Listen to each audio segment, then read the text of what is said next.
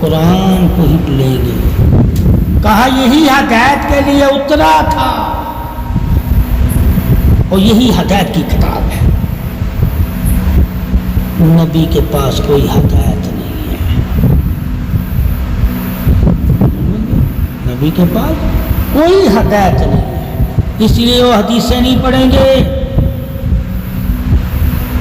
وہ کہیں گے قرآن ہدایت ہے.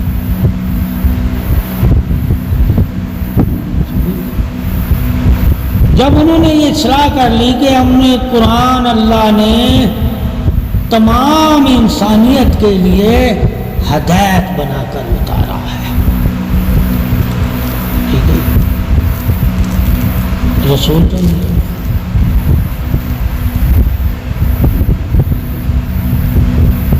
تو وہ رسول کی حدیثیں کے منکر ہو جاتی. ٹھیک ہے، اب ہم بھی مانتے ہیں اللہ نے قرآن اتارا، مگر اس قرآن کی حکمت جاننے کے لیے تجھے محمد صلی اللہ علیہ وسلم کی حدیث پڑھنی پڑے گی کہ حکمتیں وہ جان سکیں. قرآن اللہ نے حکمتوں کے ساتھ اتارا ہے. تم جو قرآن پڑھ رہے ہو وہ دلیلوں کے ساتھ والا پڑھ رہے ہو. جب حکمتوں کے ساتھ والا پڑھو گے تو تمہیں اللہ کے نبی کی حدیثیں یاد کرنی پڑے گی. اللہ کے نبی کی حدیثیں قرآن کی حکمت ادا کرتی ہیں، یعنی اس کے درجات بتاتی ہیں کہ فلاں آیت کو پڑھنے سے اتنا ثواب ملے گا، مگر قرآن میں کہیں نہیں لکھا کہ فلاں آیت کو پڑھنے سے اتنا ثواب ملے گا.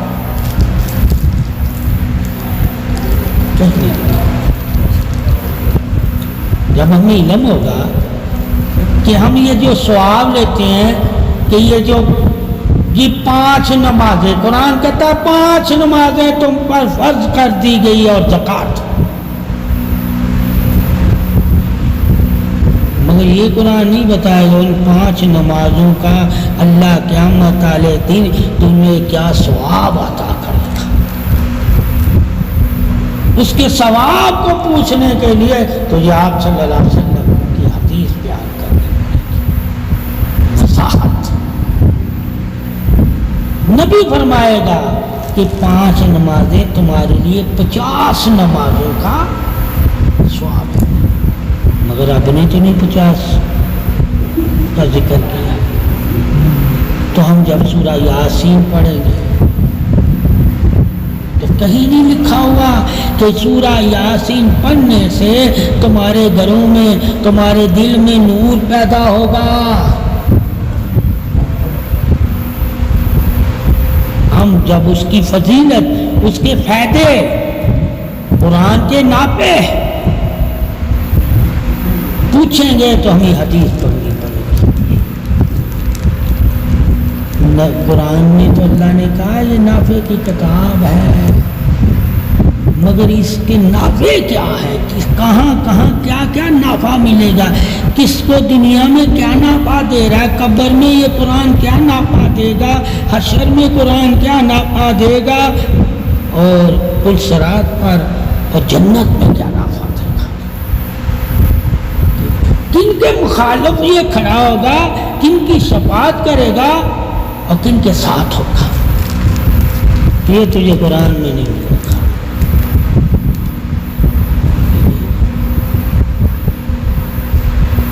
تجھے حدیثوں میں ہوگا کہ جو لوگ قرآن حفظ کر لیتے ہیں اور وہ قرآن کی نافرمانی کرتے ہیں تو روز محشر قرآن ان کے مخالف کھڑا ہو جائے گا. تو وضاحت تجھے دین کی، وسعت تجھے دین کی، حکمت تجھے دین کی، درجات تجھے دین کے اور نور تجھے دین کا حدیث سے پتہ چلے گا. قرآن تو کہتا جو کلمہ گو ہے نور ہے،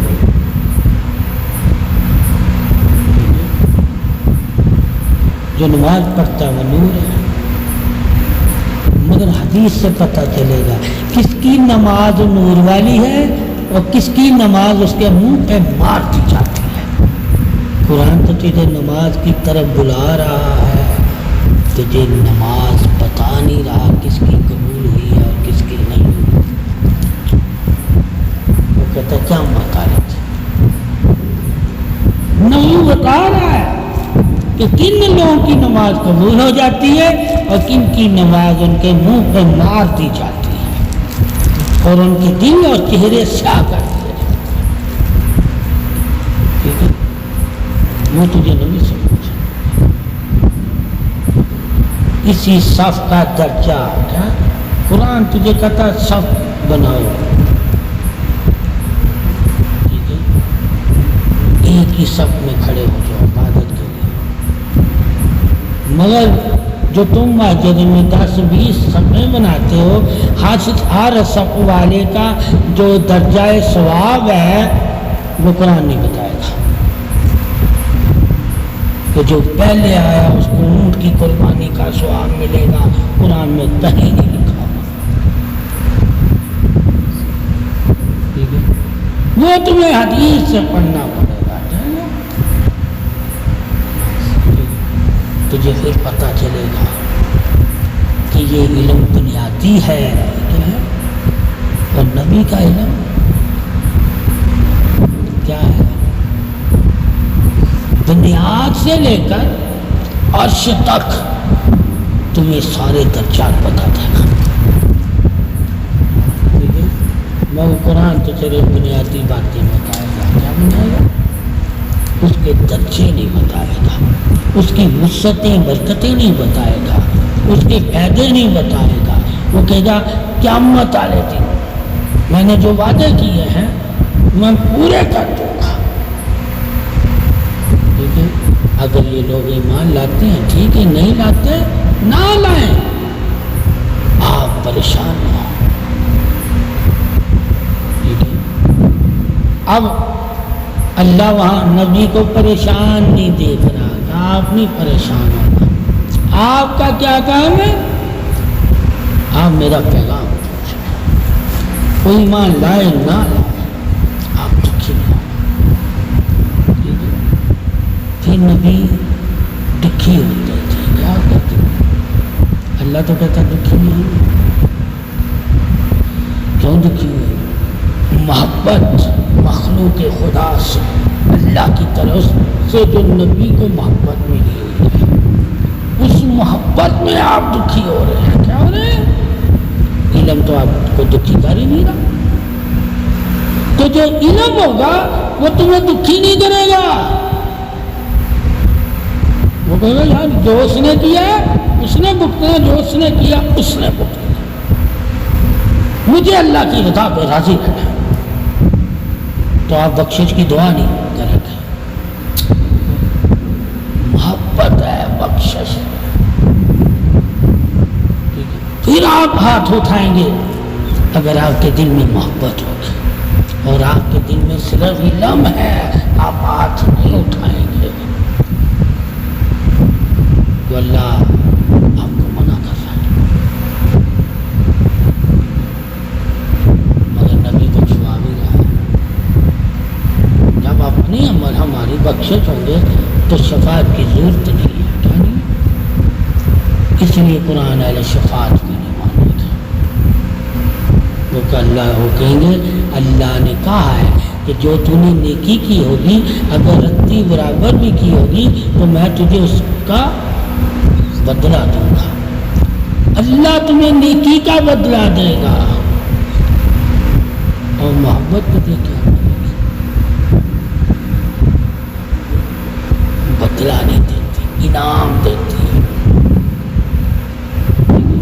ایک تو نے نیکی لی بدلے میں، ایک نیکی کے ساتھ تو انعام والا ہو گیا۔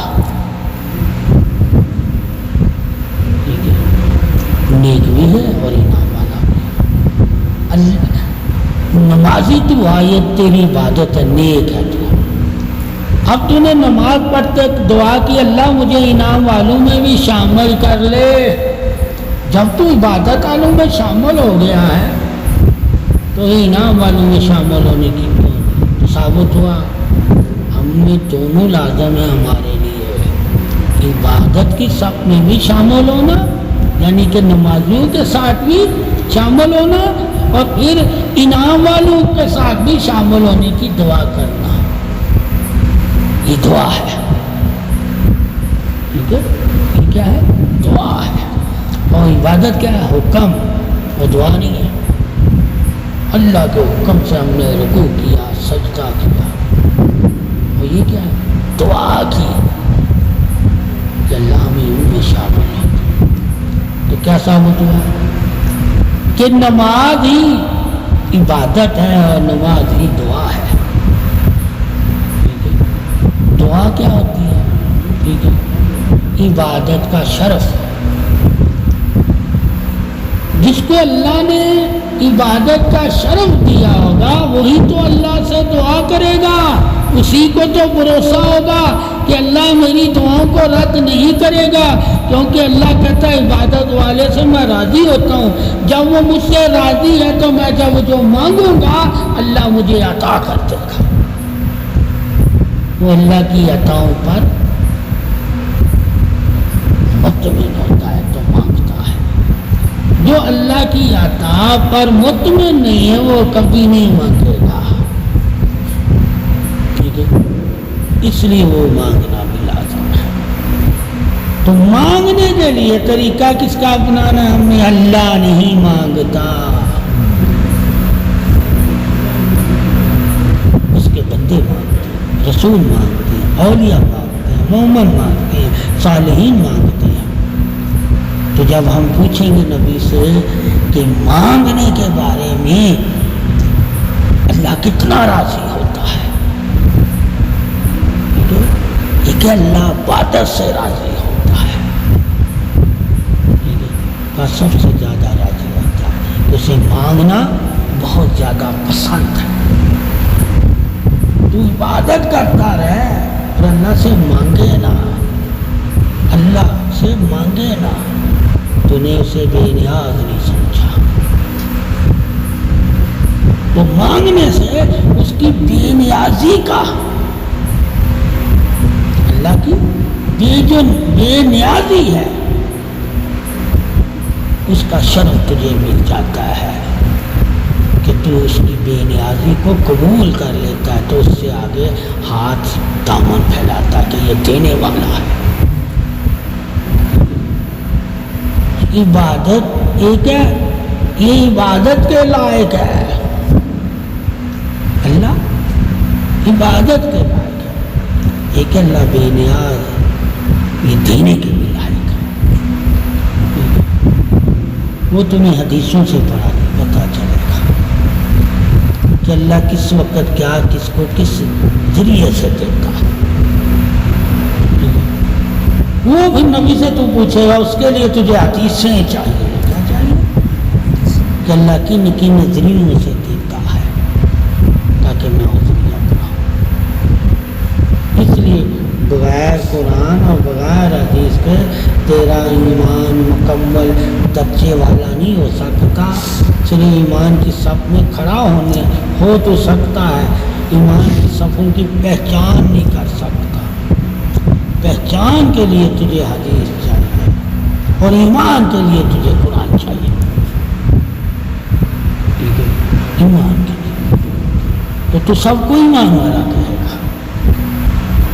کون ہے ایمان والے؟ اللہ کن کی عبادت قبول کر رہا ہے اور کن کی منہ پہ مار رہا ہے، اس کے لیے تجھے نبی سے علم چاہیے۔ اللہ نے پردے رکھے ہوئے ہیں، وہ کہتا میں روزے محشر پردے اٹھاؤں گا، مگر اللہ کے نبی کے سے اس نے پردے اللہ نے اٹھائے ہوئے ہیں۔ نبی کو وہ سب کچھ دکھا رہا ہے، تمہیں نہیں دکھا رہا۔ تم قرآن پڑھو گے تمہیں کچھ ہی نظر آئے گا، اللہ کہے گا مرنے کے بعد، مرنے کے بعد، مرنے کے بعد، تو تجھے پتہ ہی چلے گا کہ مرنے کے بعد عذاب کیسے ہوگا، اللہ کی رحمت کیسے ہوگی، اللہ کا تخت کیسے لگے گا، انبیاء کرام کیسے بیٹھیں گے، امتوں کی صفحے کیسے بنیں گی، یہ تجھے خبر لینے کے لیے حدیثیں پڑھنی پڑیں گی۔ اللہ کہتا قیامت برپا ہوگی، اس دن میرا حساب کا دن ہوگا۔ اللہ نے یوم یقوم الحساب یہ فرما دیا۔ حساب کس طریقے سے اللہ کرے گا، کس کے ساتھ کیسا اللہ پیش آئے گا، کس کو اللہ کتنا قریب بنائے گا اپنے، وہ تجھے حدیثوں سے پڑھنا پڑے گا۔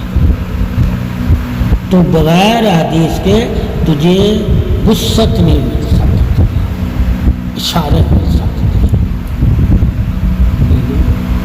وضاحت نبی سے پوچھو۔ قرآن تمہیں کیا کہے گا؟ اشارے۔ یوم یقوم الحساب، کہ حساب کے دن تو ہے، وہ تمہیں حساب کا دن بتا رہا، وہ دن کتنا بڑا ہے یہ قرآن نہیں بتا رہا۔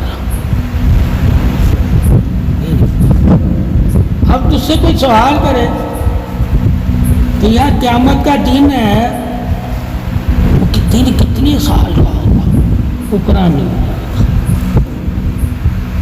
وہ تجھے نبی سے پوچھنا۔ کیا ثابت ہے کہ ہمارے نبی کو اللہ نے جو سینے کا علم عطا فرمایا، ایک قرآن کی صورت میں، ایک نور کی صورت میں، دونوں ہی اللہ کے ہیں۔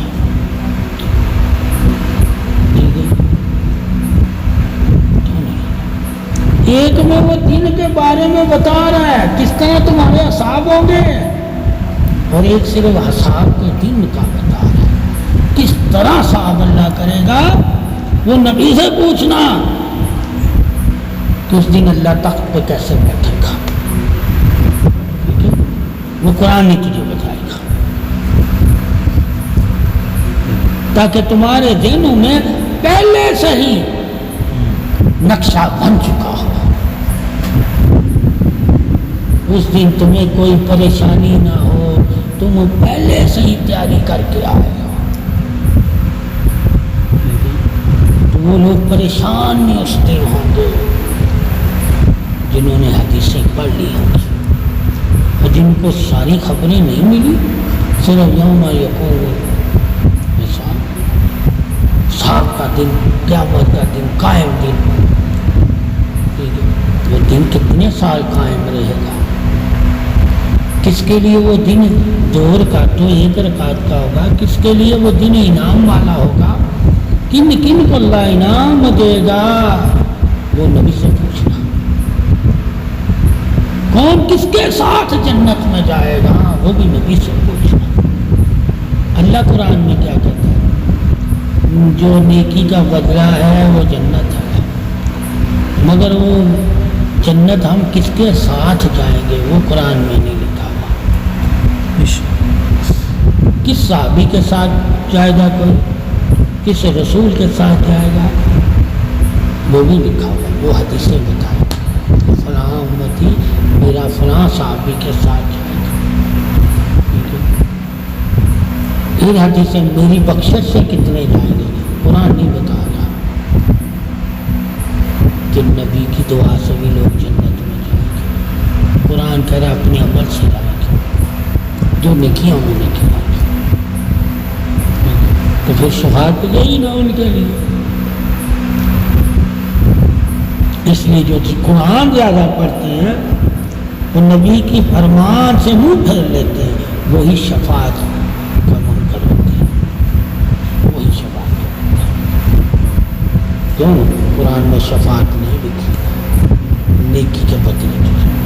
اگر رائی کے دانے، کھجور کے چھلکے، جتنی بھی تو نے نیکی کی ہوگی تو وہ نیکی تمہاری اللہ ضائع نہیں کرے گا۔ قرآن میں محبت لکھی نہیں کہ محبت کی وجہ سے تم جنت میں جائے گے، محبت بخشش ہے، جس کے دل میں محبت نہیں ہے وہ بخشش پہ ایمان نہیں رکھے گا۔ اب قرآن حدیث سے ہم نے محبت کے بارے میں نہ پڑھا ہو تو پھر ہم بخشش کو کیسے اللہ سے طلب کریں گے؟ جیسے کہ ماں باپ کی محبت کا ہمیں علم ہوتا ہے تو ہم ان سے طلب کرتے ہیں، کیا کرتے ہیں؟ کیا کرتے ہیں؟ کسی یقین سے طلب کرتے ہیں۔